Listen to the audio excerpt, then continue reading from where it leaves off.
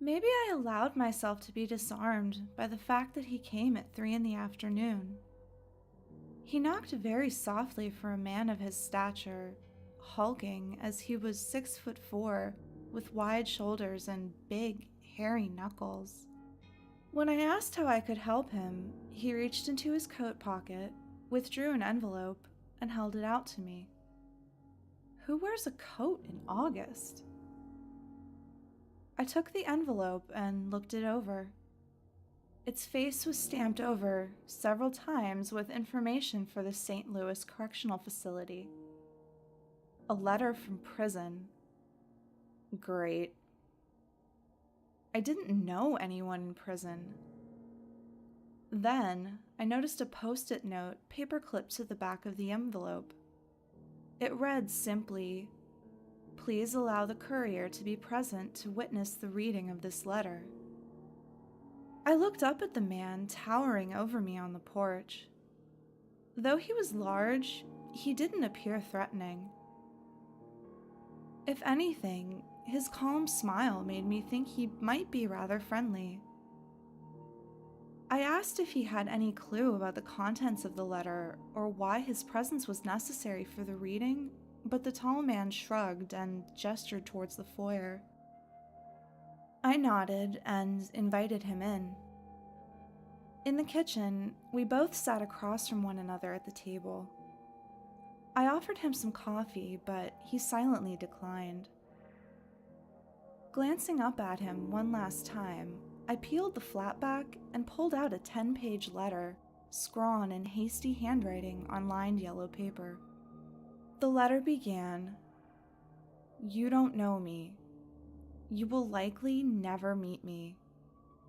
I am on death row at the St. Louis Correctional Facility. I was locked up for the murder of my wife and 2 children. Lionel was 3, and Macy was just 6 months old. I loved them dearly, but I did kill them. I will admit that first and foremost. I hate myself for it, and I rot in my cell, tortured by the images of their blood dripping off my knuckles. Let me tell you my story." I looked back up at the tall man with disgust obvious on my face. His calm, soft grin didn't waver as he stared back at me. I got up to get a glass of water, then returned to the letter. The author, whose name I found was Fritz Willard, had been incarcerated 2 weeks ago, and he had begun work on his letter as soon as he had access to stationery. He never explained how he got my address or why he chose me to share his story with. But the story was brutal. Fitz Willard claimed to have been cursed. My first thought was that he suffered from schizophrenia, but he explained that he had been tested for it with negative results. He insisted that a demonic spirit was attached to him. The evil spirit taunted him, tortured his every waking moment. It whispered evil deeds in his ear as he lay in bed at night. It appeared in his reflection as he walked past the mirror. The demon was constantly suggesting cruelties and filling Fitz's brain with insecurities and phobias and sinister ideas. Fitz's day-to-day life became riddled by a running commentary on the weakness of humans, the frailty of flesh, and the freedom of bloodletting. Work meetings became haunted by the demon's screeching. The spirit hissed terrible things about every face Fitz passed on the street. The worst still, though, was the demon's thoughts on Fitz's family. He called Fitz's wife a whore, called the children ungrateful bastards. The demon told Fitz that his family didn't appreciate him, that his wife was cheating on him, that his children couldn't stand to be around him, that Fitz could never provide enough for them, that their house was a sty, that their clothes were rags, that everything Fitz had worked towards his whole life was just a mediocre joke at best. For 10 pages, Fitz Willard recounted the madness that crept into his psyche, the nightmares that woke him dozens of times a night. The demon made light bulbs flicker as Fitz walked under them. He made the bathtub run red like blood. Flies gathered on the mirrors, and the demon's suggestions became more and more furious. They became demands, threats even, until one day, Fitz caved in the skulls of his 2 small children with his bare fists before strangling his wife of 8 years so hard that he fractured the vertebrae in her neck before she finally asphyxiated. That's how he ended the first letter. The tall man stood and nodded to me in silence. Then I led him out the front door. Needless to say, I was shaken. Why would someone decide to share such a terrible story with me? Day 2. The tall man stood on my porch again at 3 in the afternoon, and when I answered, he handed me the second letter. As off-put as I was by the first letter, I found that I sat watching television that night. I couldn't shake the story from my head. I took the second letter and led its deliverer to the kitchen table once again. I wanted more. What word does justice to the nature of the second letter?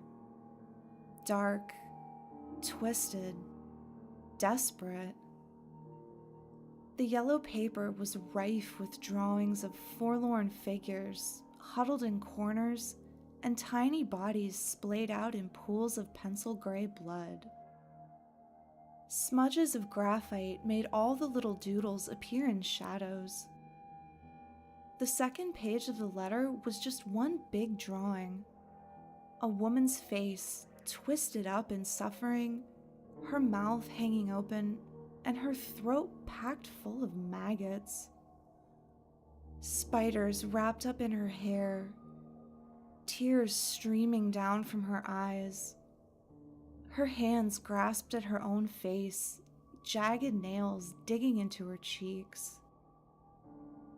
That second letter gave a name to the demon, Grimdeed. Grimdeed the Tormentor.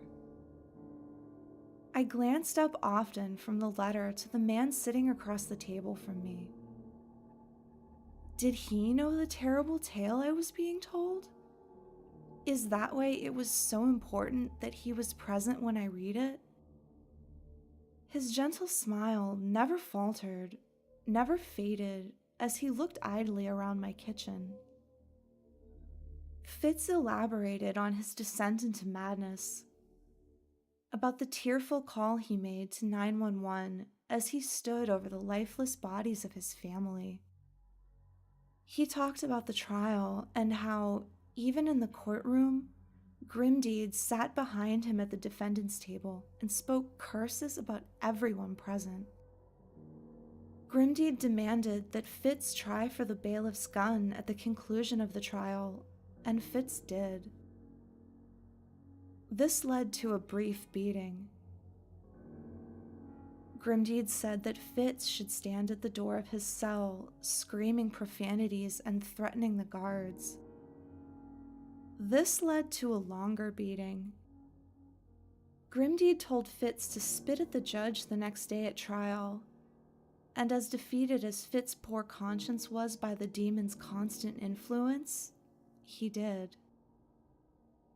The letter ended with another drawing. This time, the whole courtroom was strewn with slaughtered lawyers, and the judge hung above his stand. All of it was in the smeared gray of pencil lead, with grimy fingerprints pressed onto the yellow paper.